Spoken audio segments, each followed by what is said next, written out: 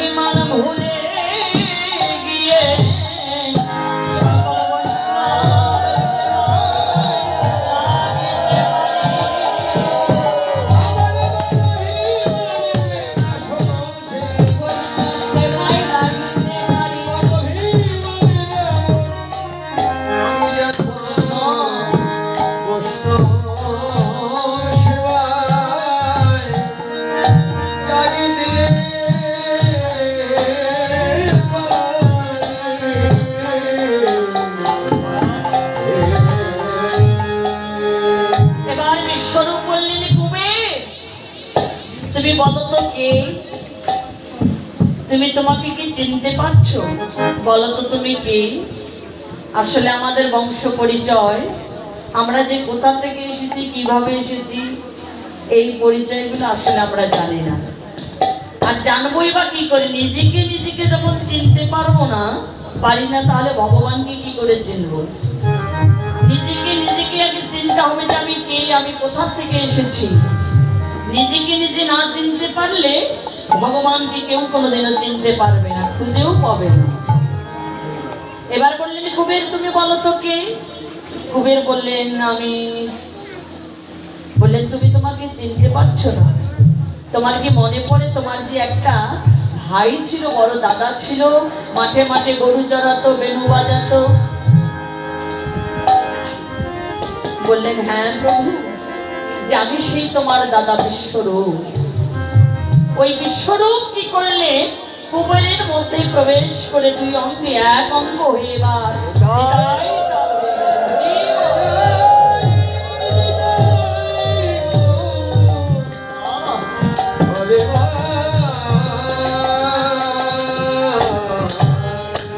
তাই তো মহাযান বৈষ্ণব কবি পদে লিপিবদ্ধ করেছেন সেই তো নিত্যানন্দ, যার বদনে দেখিলে দিনে দিনে ভক্তের পারে আনন্দ, সেই তো হলো নিত্যানন্দ। সেই তো হলো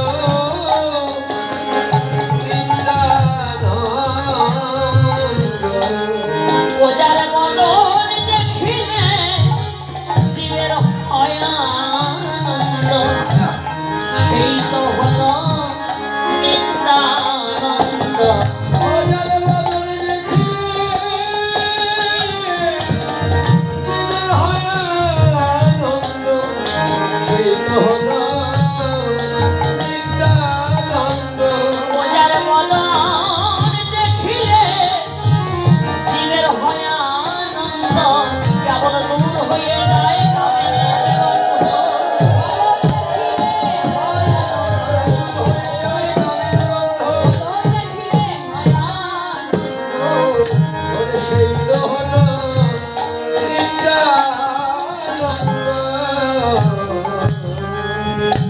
যার বদন দেখিলে জীবের প্রতিনিয়ত আনন্দ হয়, যেখানে কামের গন্ধ থাকে না।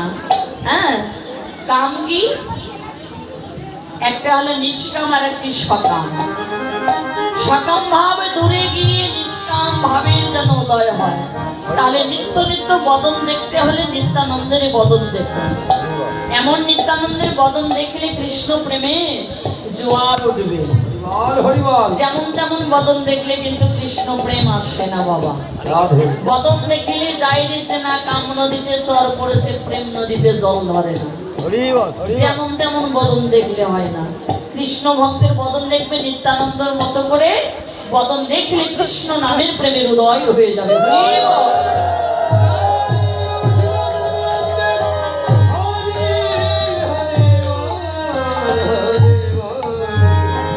তাই তো নিত্যানন্দ প্রভু কি করলেন, এবার সিংহার মতো করে বদন দিয়ে ধ্বনি করছেন। আচ্ছা, সিংহা ধ্বনি তো হবে, ভক্তদেরকে ডাকবে হরি বলে, কিন্তু এবার নিত্যানন্দ বদন দিয়ে তাই করছেন। এবার বদন সিংহা নিতাই বাজাইল, এবার বদন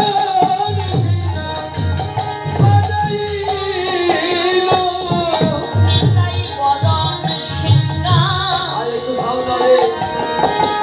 বাজাইল, নিতাই বদন সিংহা বাজাইল। কি বলে? হরে কৃষ্ণ হরি বলে বদন সিংহা বাজাইল। হরে কৃষ্ণ হরি বলে বদন সিংহা বাজাইল। বলে হরে কৃষ্ণ হরি বলে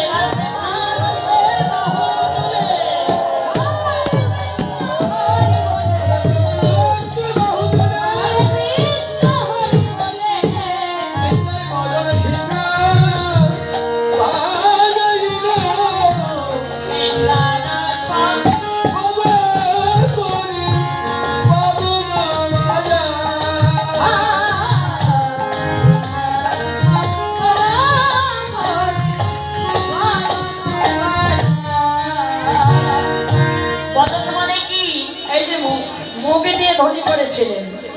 হরিবল হরে কৃষ্ণ প্রেমানন্দে দুটি বাহু তুলে নিজে হরি বলে জগৎকে হরি বলে কাঁদাবেন বলে ভাসাবেন বলে নিত্যানন্দ বদন দিয়ে ধ্বনি করলেন। হ্যাঁ, এর চেয়ে কিন্তু আর সহজ উপায় হবে না, কোনো কালে কোনো যুগে হয়নি, হবেও না। তবে আমরা কলিহত জীব, আমাদের জনমটা অতি দুর্লভ জনম। আমরা বলি যে দুর্লভ জনম মনুষ্য বলে, কেন সুলভ হয় না? একটা হলো দুর্লভ, একটা সুলভ। দুর্লভ মানে একটু কঠিন, সুলভ মানে সহজ। তাহলে এই কঠিন জন্মটাকে সহজ করে নেওয়া যায় কি করে? আমরা তো কঠিন হয়ে আছি, পাষাণ হয়ে আছি। কৃষ্ণ নাম কর্ণে পড়লেও আন চিন্তা আন ভাবনা, এজন্য আমাদের জন্মটা দুর্লভ হয়ে আছে। কৃষ্ণ নাম এই 2 দিন থেকে আমিও শুনেছি, অনেক গল্প অনেক গুজব হয়। আসলে এক মনে যদি কৃষ্ণ কথা শোনা যায়, এই দুর্লভ জন্মটাও সুলভ করে নেওয়া যায়, ওখানেই নিতে পারবে। একটা হলো দুর্লভ কঠিন, আর একটা সহজ। কঠিনটা কোনটি? যেমন আমরা প্রত্যেক বৎসর আমরা 2 বার করে ধান পাই, এই ধানটা হচ্ছে সুলভ। আলু হয় 1 বার। তাহলে একটা কঠিন কোনটা? সোনা।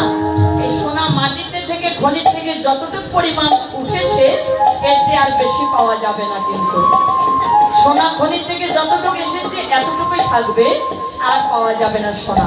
এই জন্য সোনাটা হচ্ছে দুর্লভ, আর চালটা হচ্ছে সুলভ। চাল অতি তাড়াতাড়ি প্রতিনিয়ত আমরা চাল পাচ্ছি, টাকা হলেও কিন্তু চাল পাওয়া যায়, ধান চাল। তাহলে দুর্লভ আর সুলভ, এই জন্য দুর্লভ জন্মটা সুলভ কি করে হবে? বৈষ্ণবের সঙ্গ করতে হবে। সাধুগুরু বৈষ্ণবের সঙ্গ করলে জন্মটা দুর্লভ জন্ম সুলভ হয়ে যাবে। রামকৃষ্ণ একদিন পরমহংসদেব বলেছিলেন যে গুরু ছাড়া গোবিন্দ ভজন হয় না। যে গুরু হচ্ছে আমাদের এই যেমন দেহটা একটা নৌকা স্বরূপ, দেহটা একটা নৌকা স্বরূপ। যদি যেখানে নৌকা চলে সেখানে কিন্তু জলের পরিধেয়টা বেশি প্রয়োজন থাকতে হয়। এই জল যদি না থাকে নৌকাটা ভালোভাবে যাতায়াত করতে পারবে না, এজন্য জলের প্রয়োজন।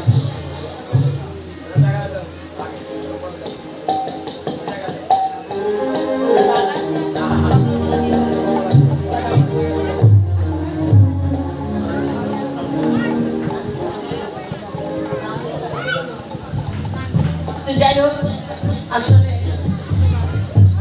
কয়টা বাজে? হরে কৃষ্ণ হরে কৃষ্ণ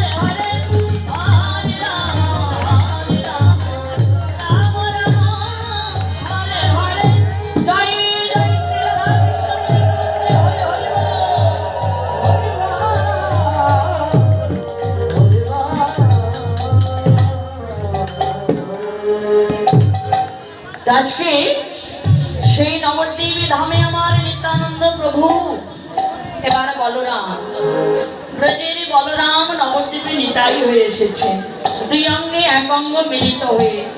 এবার কি করলেন, সেই কুমির পণ্ডিত অর্থাৎ এবার বিশ্বরূপ হয়ে কুমির পণ্ডিত কি করলেন, জায়গা অনেক আছে, সামনে আসেন আপনারা, সামনের দিকে আসেন, সামনের দিকে।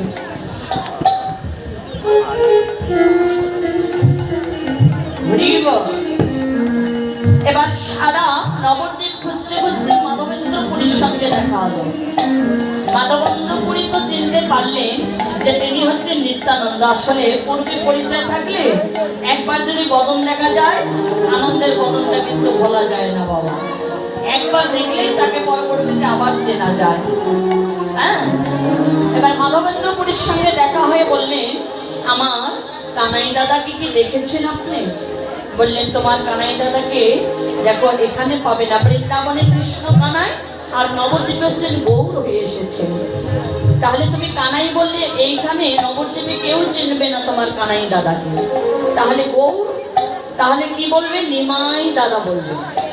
আচ্ছা, এবার মাধবেন্দ্রপুরীর সঙ্গে দেখা হতে হতে বললেন যে দেখো তোমার নিমাই গিয়ে দেখো সকল ভক্তগণকে সঙ্গে করে নিয়ে মধুর হরিনাম আর কৃষ্ণ নামে মেতে রয়েছে। এবার ওই নিত্যানন্দকে দেখে কৃষ্ণ কানাইয়া চিনতে পারলেন, নিত্যানন্দ তুই আমার ব্রজের বলরাম, এবার আয় ভাই। এবার ওই নিত্যানন্দ কি করলেন, ভক্তদের সঙ্গে যোগ হয়ে গেলেন। তাহলে নিত্যানন্দের হাতে তুলে দিলেন, ভাই তুই এবার জীবের দ্বারে দ্বারে গিয়ে মধুর হরিনাম আর কৃষ্ণ নাম বিলাই।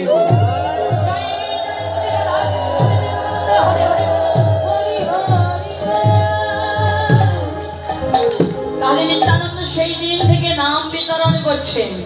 আর এই হরিনামের ধ্বনিটা যে যেখানেই থাক না কেন, যত দূরেই থাক না কেন, যদি একবার বরণে প্রবেশ করে, কোনো অনুরাগী ভক্ত মায়ার ঘরে সংসারে থাকতে পারে না, কোনোদিন পারবেও না।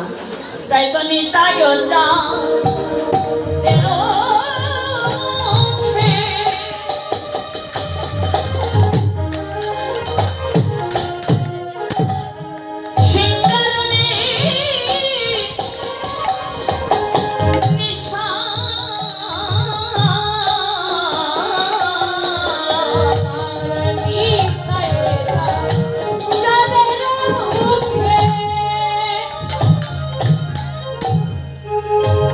ওরা সিংহার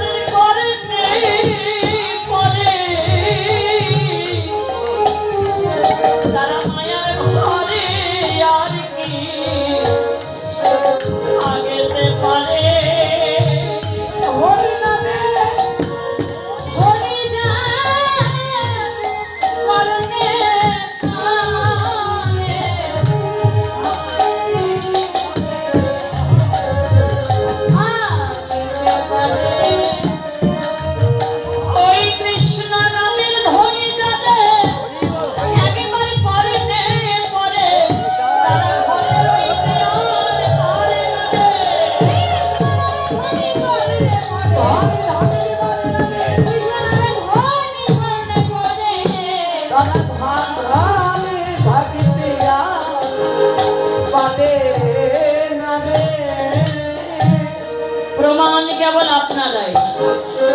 গতকালকে তো নিমন্ত্রণ হয়েছেন, আমিও ছিলাম।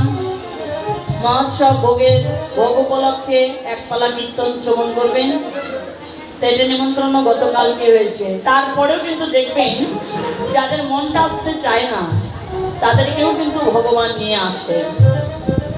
আসলে আসতে না চাইলেও বাধ্যতামূলক আসতেই হয়। কেন হয় বলুন তো? এই যে ভক্ত সঙ্গ, সাধু সঙ্গ, এই সঙ্গটা কি আর হবে কিনা বলা যায় না। আহা, নাচতে চাইলো মনটা, কিন্তু ভগবান তো করুণাময়। এই হরি নামের ধ্বনিটা কর্ণে প্রবেশ করে তার পাষাণ হৃদয়টাও বলে দেয় যে ভক্ত, এই মায়ার ঘরে মায়ার সংসারে থেকে আর কি লাভ, একবার ছুটে যাও ভক্ত সঙ্গ করো। এই যে মধ্যাহ্ন কালে মহাপ্রভু দাঁড়িয়ে আছেন, শিশু বালক বাবার হাত ধরে ধরে আসলেন। আসা মাত্র মন্দিরে দেখলেন অনেক ভক্তের সমাগম। মহাপ্রভু দাঁড়িয়েছেন এমন ভাবে সর্ব অঙ্গে যেন তার মাধুর্য মণ্ডিত রূপ। শিশু সন্তান বুঝতে না পেরে বললেন, বাবা, ওই যে এত রূপের একটা মানুষ দাঁড়িয়ে আছে, চলো ওই রূপের মানুষের কাছে নিয়ে চলো, আমি যেন তার চরণে হাত স্পর্শ করব, তার চরণ ধরব আমি। বাবা বললেন, দেখো খোকা, এই পৃথিবীর বুকে আমরা যে এত নিচু জাতের মানুষ, আমাদের মতো আর নিচু কুলে জন্ম বুঝে কেউ পায়নি বাবা। শুনেছি নিচু জাতি কুলে যারা জন্মগ্রহণ করতে করে তারা নাকি বৈষ্ণবের সঙ্গ করতে পারে না। আর এই মহাপ্রভুর চরণে হাত রাখবে কি করে বলো? আমরা যে জাতিতে নিচু জাত বাবা। কথাটা শুনে পুত্র বললেন, বাবা, তাহলে কতদিন হলো, কত যুগ হলো তুমি এই পৃথিবীতে এসেছো, তুমি পূর্ণ ফল অর্জন করতে পারো নাই?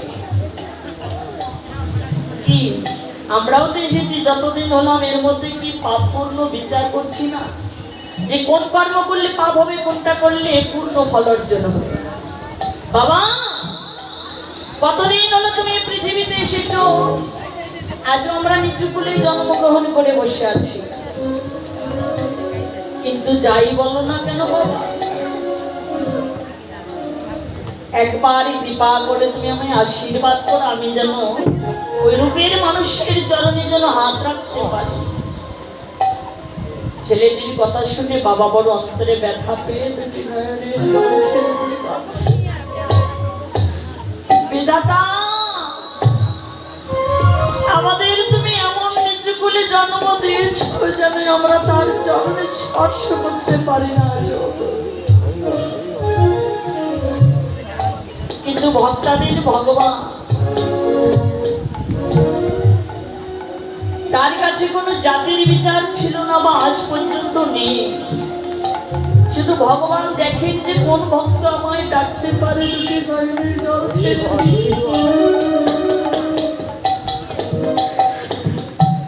পিতা পুত্র কান্নাকাটি করে হাত ধরে যাবে, পুত্র যাবে না, আমি যাব না, তার চরণে দুটি না ধরা পর্যন্ত আমি তোমার সঙ্গে যাব না বাবা।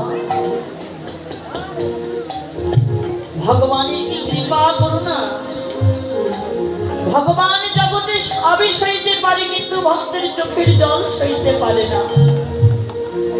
কোন ভক্ত যদি কাদার মতো কাঁদতে পারে, ভগবান তৎক্ষণাৎ ভক্তের কাদা বদল থেকে কেঁদে দেয়। এবার এক পা দুই পা অগ্রসর হয়ে পিতা পুত্রের কাছে এসে বলছে, খোকা, তোরা এমন করে যাস না খোকা,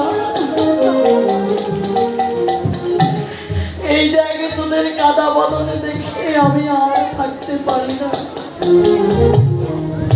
তবে কেন কাঁদছিস তোরা বলতো? পিতা বললেন, প্রভু আমার খোকার বড় ইচ্ছা তোমার চরণে হাত স্পর্শ করবে, কিন্তু তুমি কি বলেছ যে আমরা জাতিতে নিচু বলে জন্মগ্রহণ করেছি, আমাদের তো সেই অধিকার তুমি দাও না। বললেন, হ্যাঁ, এই পৃথিবীর মুখে তাদেরই অধিকার নেই যারা আমায় ডাকার মতো ডাকতে পারে না। তবে যারা দুটি নয়নের জল ছেড়ে দিয়ে আমায় ডাকার মতো ডাকতে পারে, দেখো খোকা, আমি আজকে আর তোমাকে আমার চরণে রাখবো না, তুমি আমার চরণ পাবে না। একবারে সৌভাগ্য আমার পক্ষে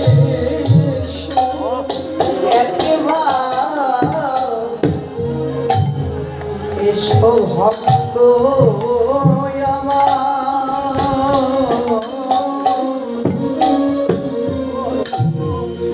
আমার ভক্ত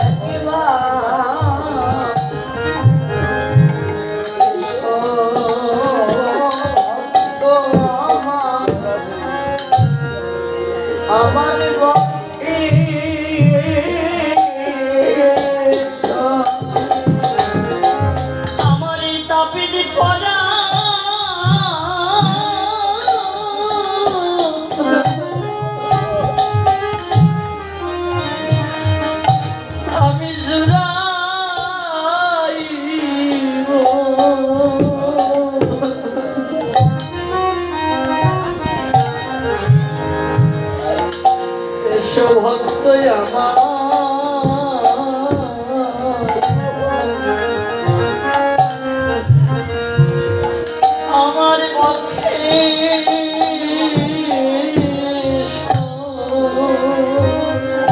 আমার তাপিতে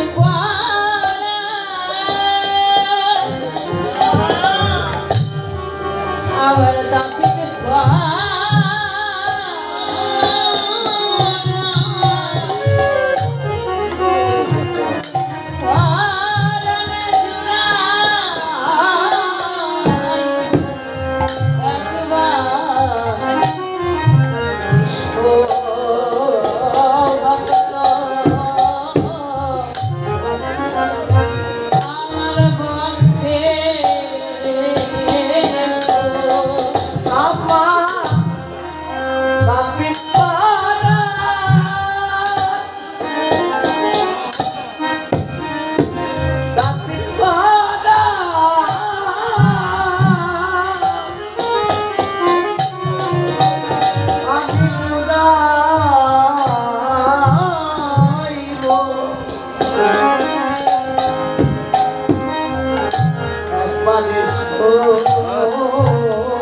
ভক্ত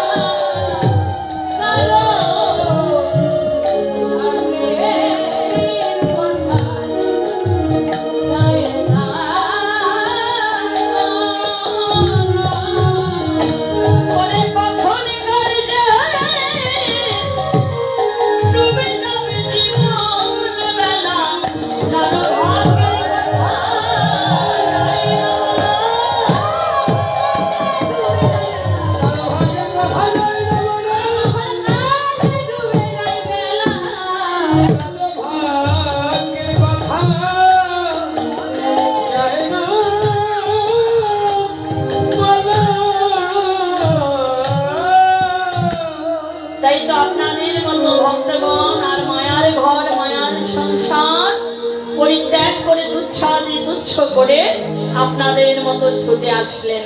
সেই ভক্ত কে কে বাবা? সেই ভক্ত ছিলেন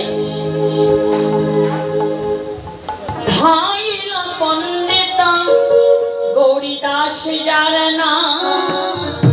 ধাইল পণ্ডিত গৌরীদাস যার নাম। আরে ধাইল পণ্ডিতা গৌরীদাস যার নাম।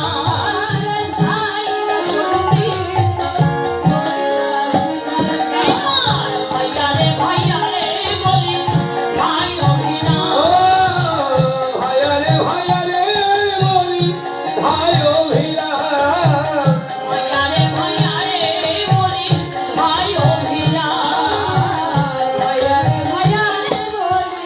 ভাই অভিরাম। ভাই শ্রীরামের মতো ডাকিতেছে ভাই শ্রীরামের মতো ডাকিতেছে। অভিরাম ঠাকুর আমার শ্রীরামের মতো ডাকিতেছে। আহা ভাইয়া রে ভাইয়া রে বলি ধাই অভিরাম। দ্বাদশ রাখাল যারা ব্রজে ছিলেন তারা নবদ্বীপেও এসেছেন। গৌরীদাস হলেন বৃন্দাবনের সুবল শাখা, আর অভিরাম হচ্ছে বৃন্দাবনের শ্রীরাম শাখা। তাহলে বৃন্দাবনে ছিল যারা নবদ্বীপেও এসেছেন তারা। আসলে পূর্বের সঙ্গ না থাকলে বর্তমানে সঙ্গ করা যায় না। এটা পূর্বের স্বীকৃতি ছিল আপনাদের আমাদের, তাই তো আমরাও আজকে সঙ্গটা করতে পারছি। এই মনুষ্য কুলে দুর্লভ করে জন্মনি হরি হয়।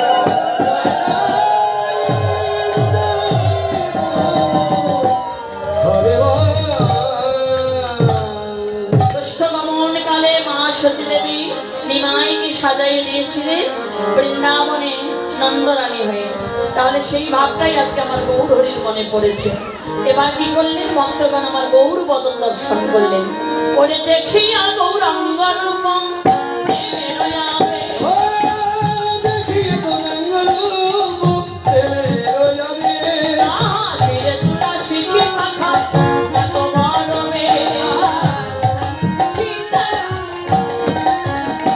আর শিরে চূড়া শিখি মাখা কত বড় বেশ। শিখি মাখা কত বড় বেশ। শিরে চূড়া ধরা পড়িয়ে দিয়েছেন সতী দেবী। আর কি করলে? চলো নেদুর বাজে সর্বাঙ্গে চন্দন। চলো নেদুর বাজে সর্বাঙ্গে চন্দন। আর জননী ডুবুরে বাজে সর্বঙ্গে চন্দন। শিবাদনে কহে চলো গোবর্ধন। আর বংশী বদনে কহে চলো গোবর্ধন। হরি বংশী বদনে কহে চলো গোবর্ধন। সবাই চলো যাই চলো যাই চলো যাই। আর বিলম্ব করো না ভাই, চলো যাই। আর বিলম্ব করো না ভাই চলো যাই। সবাই মিলে গোবর্ধন বৈষ্ণব পদকর্তা নদলীলার এক প্রান্তে দাঁড়িয়ে আমার গৌর বেশভূষা দর্শন করে আর আনন্দ করছে না। হ্যাঁ, চরণের নুপুর এবার অনুজনে করে বাঁধছে। আমার কৃষ্ণ গোপাল এবার করতে চলে যাবেন বলে তো আর বিলম্ব করলে না, সকল পারিষদ ভক্তগণ অনেকে নিয়ে চলছে। হ্যাঁ, বাসুদেব ঘোষ কহে মনে রহরিষে এবার গোস্বালীলা গোরা আর বাসুদেব ঘোষ কহে মনে রহিছে। কষ্ট দিলা গোরা তার করে আলো কাছে। লীলা প্রকাশ হল রে। লীলা নদী আলো মাঝে প্রকাশ হল রে। প্রকাশ হল রে। গোবিন্দের কষ্ট লীলা প্রকাশ হল রে। আর গোবিন্দ কষ্ট দিলা প্রকাশ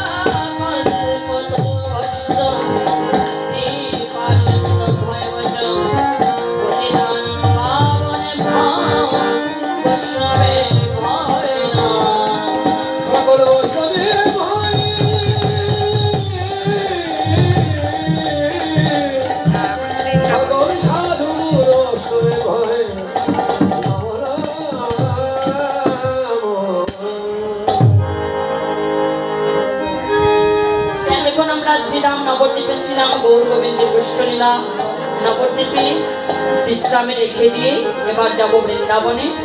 তো বৃন্দাবনে যেতে হলে রাধা নামে জয়ধ্বনি করতে হয়।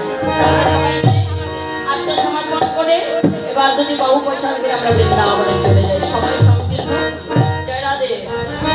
জয় জয় রাধে জয় রাধে শ্যাম সবাই জয় জয় শ্রী আমার মা সবাই সবাই জয় জয় রাধে জয় রাধে শ্যাম জয় জয় জয় শ্রী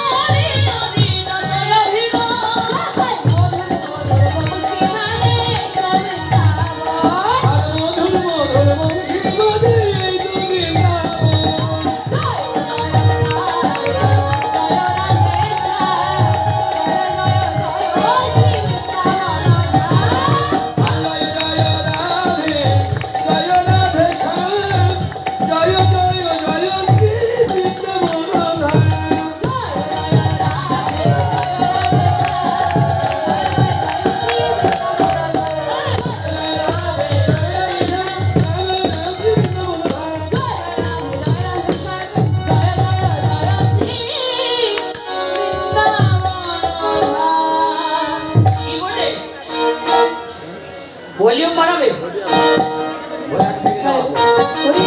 আরে থেকে না বল হরি বল। আমরা সবাই মিলে বৃন্দাবনে এসেছি রাধা নামে জয়ধ্বনি করতে, কিন্তু আসলে সেবা না হলে কিন্তু আনন্দ হয় না। তাই কিছু পেতে হলে কিছু দিতে হয়, শুধু দিলে হয় না, দেবারও চিন্তা ভাবনা করবে। হ্যাঁ খালি দিলে হবে না, দিতে হবে। তো জোরে জোরে হরি বল জয় রাধে।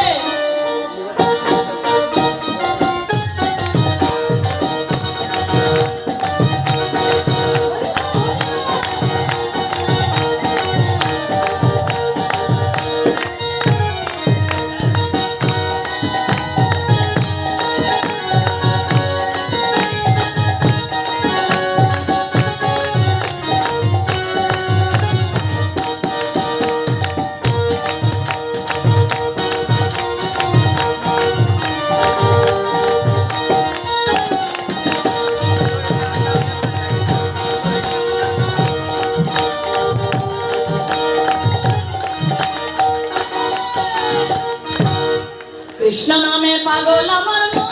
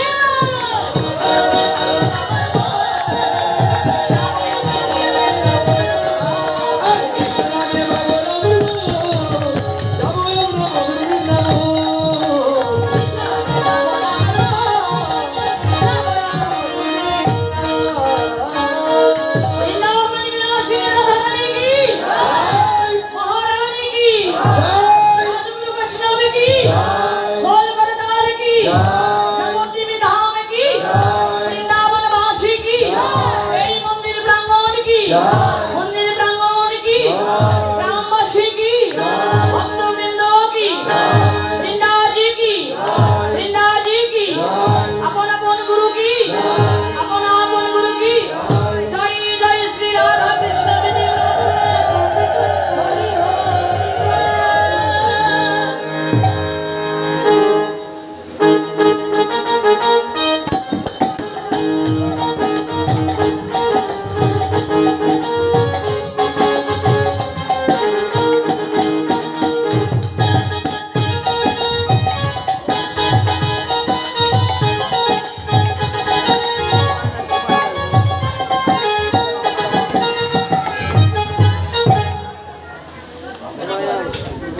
জয় রাধে। হরি বল।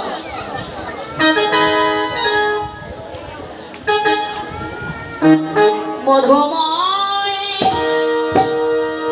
মধুর শ্রী বৃন্দাবনে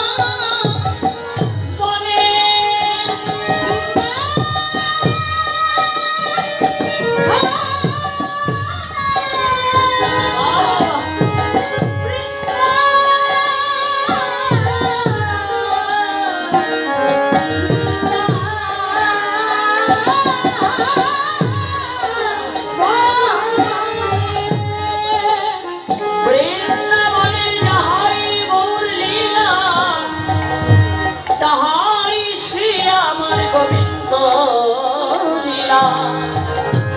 গোবিন্দ লীলা ওরে গোবিন্দ লীলা, গোবিন্দ লীলা ভিন্ন কৃষ্ণ নয়,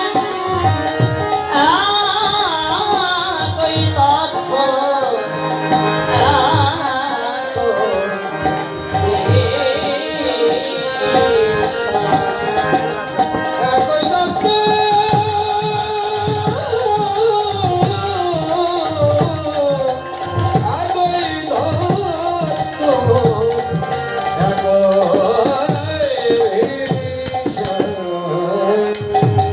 বসিয়া মা হেরো বলে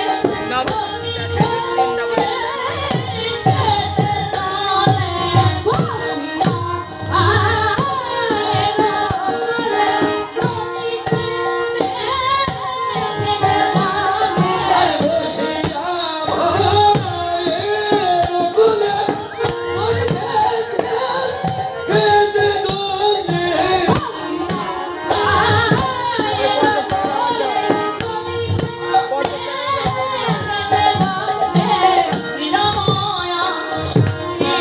রামের পাশে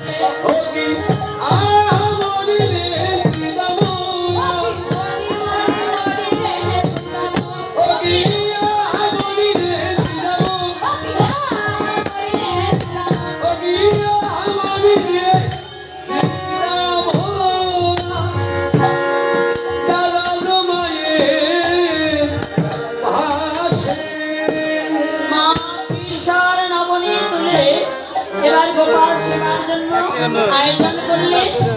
আর গোপাল কৃষ্ণ গোপাল মায়ের কোলে বসে বসে এবার চরণ দোলাইতেছে। এটা শিশুর স্বভাব।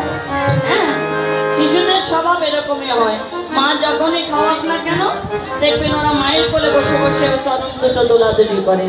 কৃষ্ণ গোপাল তাই করছে, মায়ের কোলে বসে বসে ঈশ্বর নবনী সেবা করছেন আর চরণ দুটো নাচাচ্ছেন। এমন সময় শ্রীরাম আসলেন। ওরে শ্রীরাম যাইও মাহে,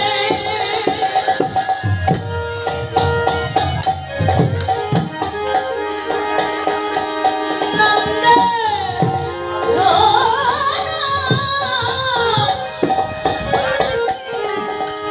নন্দনা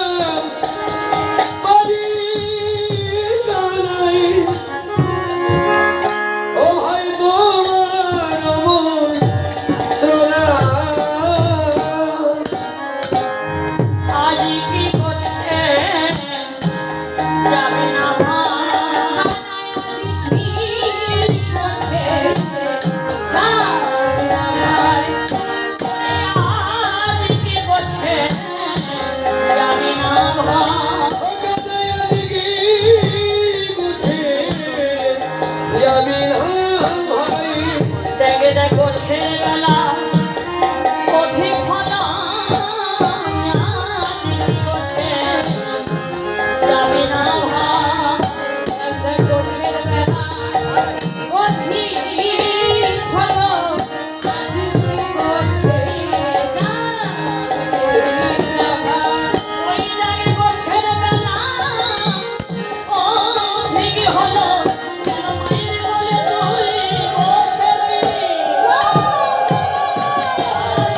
মায়ের বলে তুই বসে রবি হলো তুই আজ কি গোছে যাবি না ভাই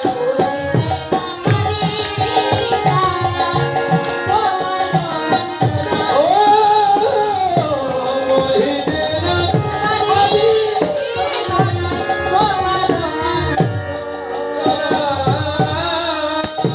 শ্রীরাম এবার নন্দারাই এসে কৃষ্ণ কানাইকে এবার জলে নিতে এসে দেখলেন কৃষ্ণ কানাই মায়ের কোলে বসে বসে ক্ষীর স্বর নবনী আনন্দে সেবা করছে। তো শ্রীরাম দেখা মাত্র বললেন কানাই এ তোর স্বভাব, ব্রজের স্বভাব কি এরকমই হয়? দেখ কানাই তুই তো আমাদের আজকেও বলেছিস প্রত্যেকটা দিন যেমন করে কৃষ্ণচারণের খেলা আমরা খেলি আজও তাই ঠিক সেই সময়ে যাব।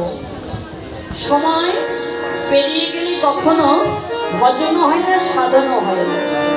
তাহলে ঠিক সময়টা কোন সময়? পূর্বাহ্ন কাল সময় 9টা থেকে 12টা।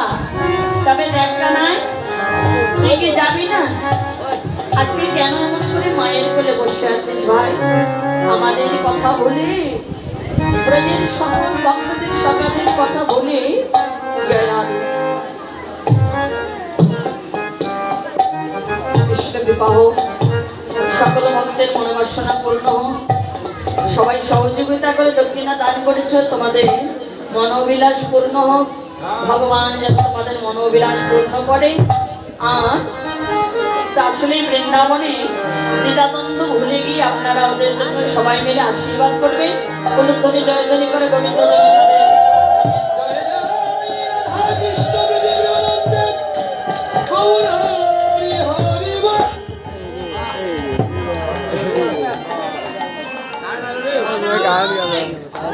আজ কেন তুই অমন করে মায়ের কোলে বসে আছি? আজ একবার চেরা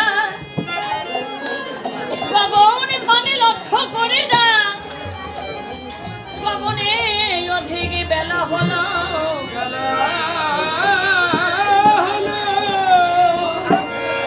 কানাই আমাদের কথা ভুলে ব্রজের রাখালদের কথা ভুলে গিয়ে কেন বা মায়ের কোলে বসে আছেন? কানাই তো বললেন কথার উত্তর দিচ্ছে না। কেননা নারদ মুনি বলেছেন শ্রীরাম তোমরা যে কি করো জানো? তোমরা যে বৃক্ষ থেকে যে একটু ফল যে কানাইকে দাও এর জন্য কানাই আজকে দুঃখ পেয়েছে, কানাই যাবে না। নারদকে বললেন যে নারদ কেন আমরা কৃষ্ণ কানাইকে একটু ফল দিই জানো? একদিন কালী দহির বিষ জল পান করে পান করে আমরা একে একে সবাই প্রাণে মরেছিলাম। সেই দিন আমাদের প্রাণের ভাই কানাইয়া যদি আমাদের পাশে না থাকতো, সেই দিন আমাদের এই মরা প্রাণ তো ফিরে পেতাম না। ও কানাই নারদ, কানাই তো একমাত্র জানে মরা বাচ্চার মন্ত্র। এজন্য আমরা একটু ফলটা থাকি, এজন্যই দিই কেন জানো? যে বৃন্দাবনে কত বড় বড় অসুর আছে, বড় বড় অসুর আছে যারা কৃষ্ণকে মারবার জন্য পতনা রাক্ষসীকে দিয়ে দুগ্ধ পান করাইছিলেন। ভগবানকে কেউ মারতে পারে? কত অগাসুর মগাসুর কত বকাসুর চলে গেল, কিন্তু আমাদের অন্তরে সেই দিনের ভয়টাও রয়েছে ভাই। যদি কোনো বড় অসুর ওই ফলের মধ্যে যদি কোনো বিষ মাখায় দেয়, ওই ফল খেয়ে যদি আমরা মারা যাই, এই বৃন্দাবনের মাঝে আমাদের কৃষ্ণ কানাই বিনায় আমাদের কেউ বাঁচাতে যায় পারবে না। আর যদি আমাদের কানাই ওই বিষ ফল পান করে যদি প্রাণে মরে যায়, বল বল আমরা ভাই হারালে কি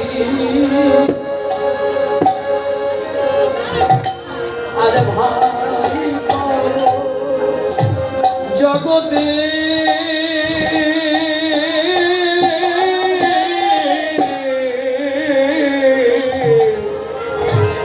আমরা ভাই হারালে কি রাধে রাধে আর ভাই ফিরে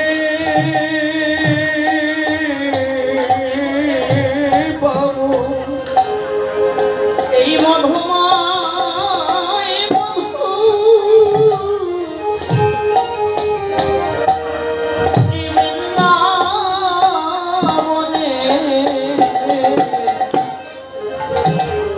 ভাই হারালে গিয়া ভাই হারো।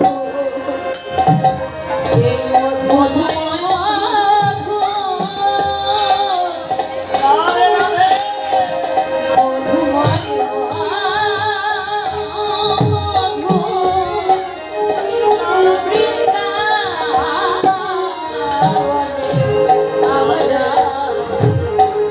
আমরা হারালে কি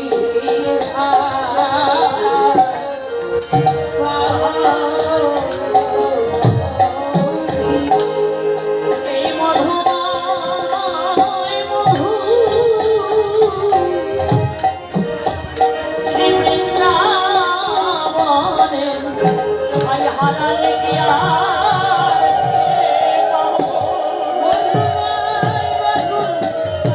ভাই হারালে কি আর ফিরে পাবো? আমরা ভাই হারালে কি আরে বাবু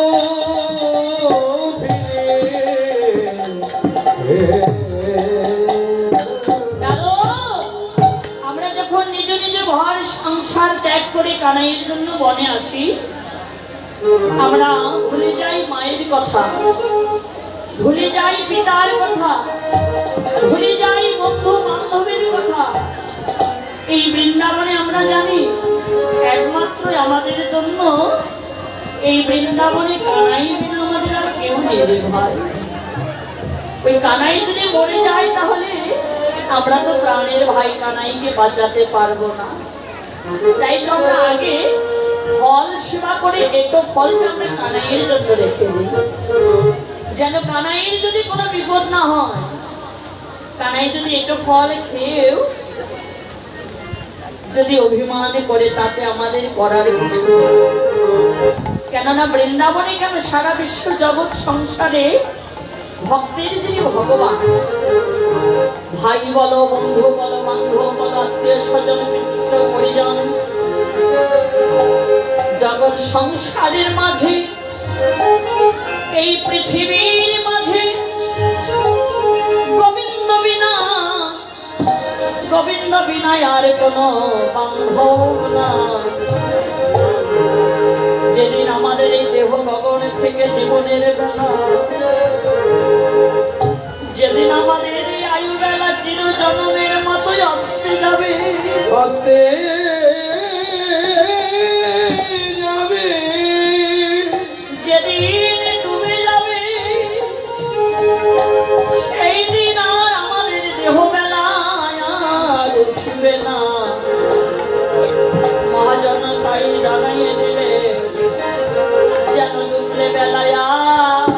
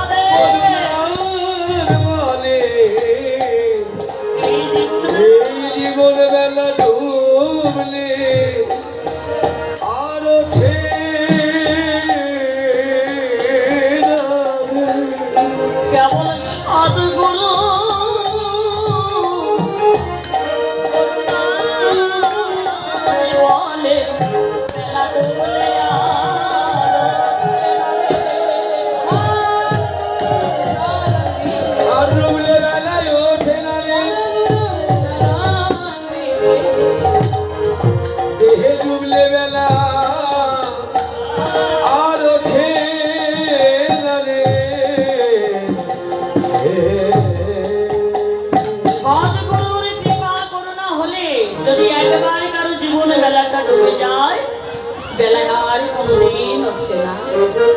এই জন্য গুরু কৃপার প্রয়োজন। আদিলীলায় স্পষ্ট লেখা আছে, গুরু কৃষ্ণ রূপ হন শাস্ত্রের প্রমাণে, গুরু রূপে কৃষ্ণ কৃপা করেন ভক্তজন। গুরু যদি কৃপা করেন তাহলে আমাদের গোবিন্দ কৃপা হবেই হবে, এতে কোনো সন্দেহ নাই।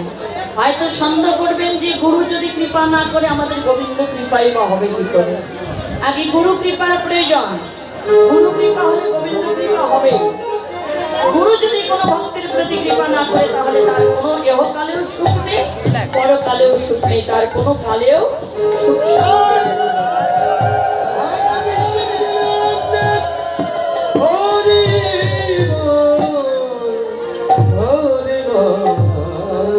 এই জন্যই গুরুচরণ আশ্রয় করেছেন। তো ভাগবতকার জানাই দিয়েছেন যে চেতদর্প মার্জনম, মনের একটা যে আয়না, মন রূপী যে আয়নাটা আছে, তুমি যতই গুরুচরণ আশ্রয় করো না করো, মন রূপী আয়নাটা যদি তোমার পরিষ্কার না থাকে, গুরুচরণ আশ্রয় করে কোনো লাভ হবে না। আগে মন রূপী আয়নাটা তুমি পরিষ্কার করে রাখো। এজন্য আপন গুরু বলে, এজন্যই আপন গুরু বলে।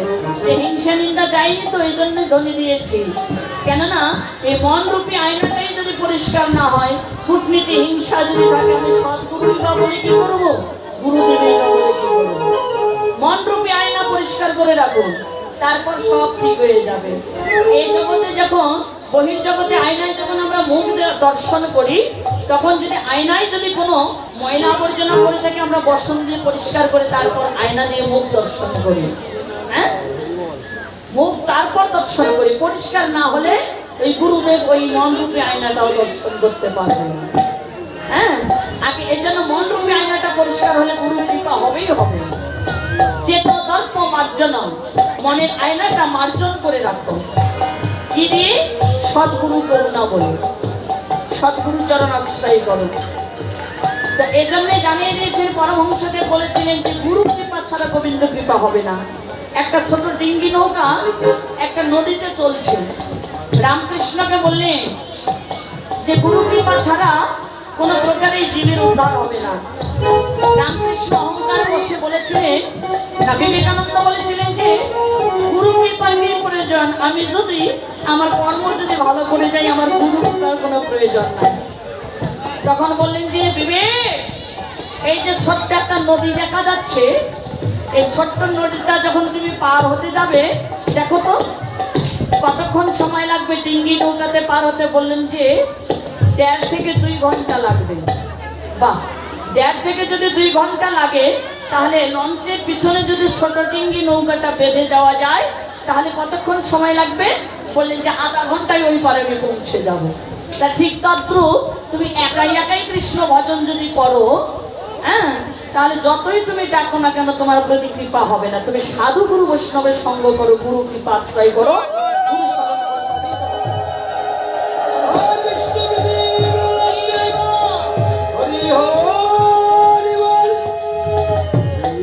যে স্থানে বসে বসে নাম করছো, সেখান থেকে গুরুই তোমাকে উদ্ধার করে নিয়ে যাবে। অতি তাড়াতাড়ি তুমি এ পার থেকে ওই পারে চলে যেতে পারবে।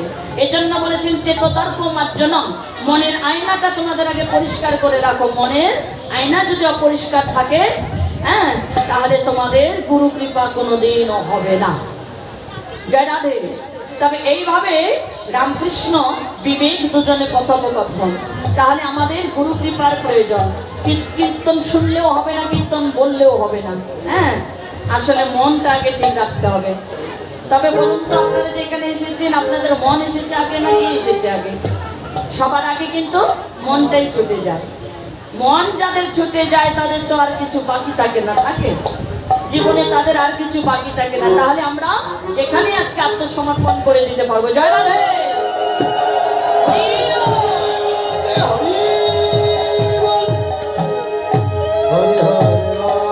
এজন্যই আমরা কৃষ্ণ কানাইকে মন প্রাণ দিয়ে ভালোবাসি।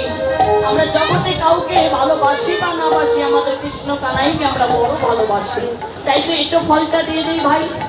কানাই রে, ওরে তুমি রইলা ঘরে ঘরে বসি,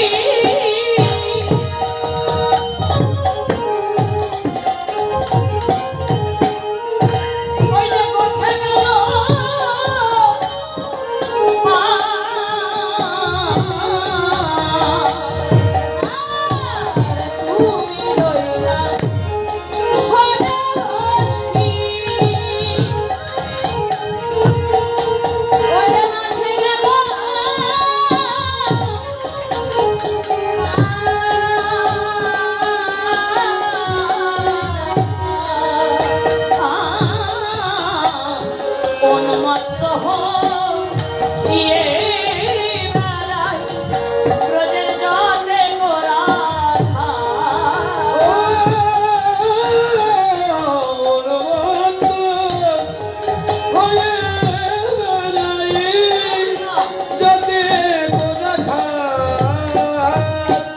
কানাই দেবর সবাই যেন পাগল পারা ও তারা সবাই যেন পাগল পারা। তোর বদন বয়ে হানা সবাই যেন তারা পাগল পারা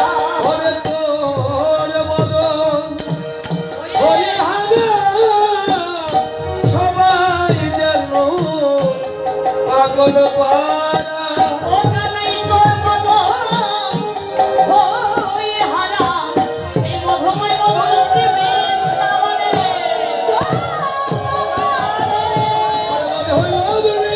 সর্বদান হয়ে হারা আমরা সবাই যেন পাগল পারা হয়ে বেড়াই নাচে গোরা খান রমন হয়ে বেড়াই নাচে গোরা খান।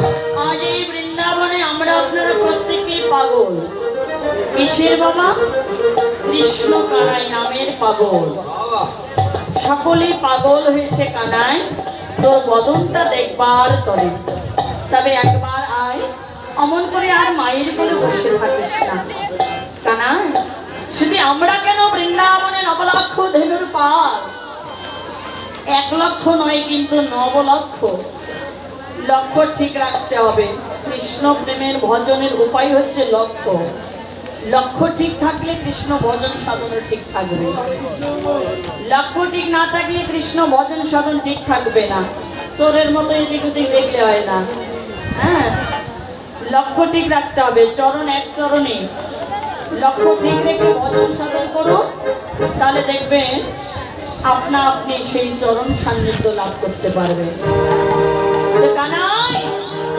বৃন্দাবনে আমরা আমাদের কথা ভুলে যাই কিন্তু নবলক্ষ ধেনুর পালের কথা ভুলে যাস না ওরা কি করে জানিস আমরা যখন আগে আগে নিয়ে যাই ওরে আগে যত চালাই ধেনু পাছু মানে যায় আগে যত চালাই ধেনু ওরে পাছু বাজে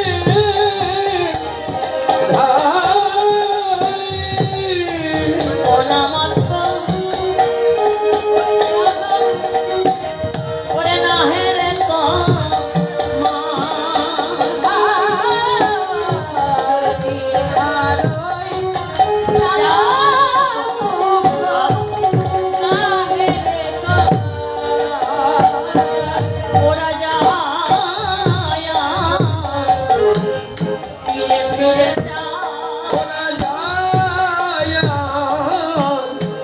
ফিরে ফিরে যাই দেখে কানাই সঙ্গে আছে কিনা ফিরে ফিরে যাই কানাই সঙ্গে আছে কিনা আরতি দেখে কানাই সঙ্গে আছে কিনা তারা যায় আর ফিরে ফিরে যায়। ওরা যায় আর ফিরে ফিরে যায় ওরা যায় আর ফিরে ফিরে যায়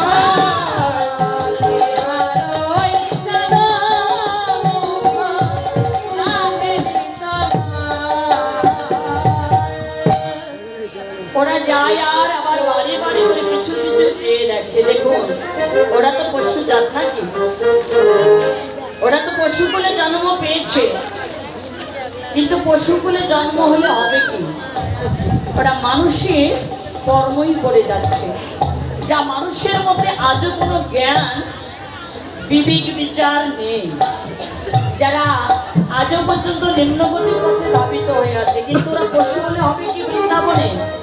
যারা নিত্য নিত্যই গোবিন্দ সঙ্গ, আমার গোবিন্দের সঙ্গ লাভ করেছে, বৃন্দাবনে বৈষ্ণব পদকর্তা এবার শ্রীরামকে ডেকে ডেকে বললেন, শ্রীরাম রে, আমি বহুক্ষণ থেকে শুনেছি তোমরা শুধু ওদের পশু বলছো, তবে দেখো ভাই, এই বৃন্দাবনের মাঝে তাদের তোমরা পশু বলছো, তারা তো কখনো পশু নয়। বৃন্দাবনের মাঝে তোমরা ওদের পশু বলো না। ভাই তোমরা ওদের বাবা, পশু বলো না। যাদের কৃষ্ণ বলিতে নয়ন ঝরে, বৃন্দাবনে ওরা কি পশু হতে পারে? ওদের কৃষ্ণ বলিতে দুটি নয়ন ঝরে, ওরা কি বহু পশু? ওরা কি করে পশু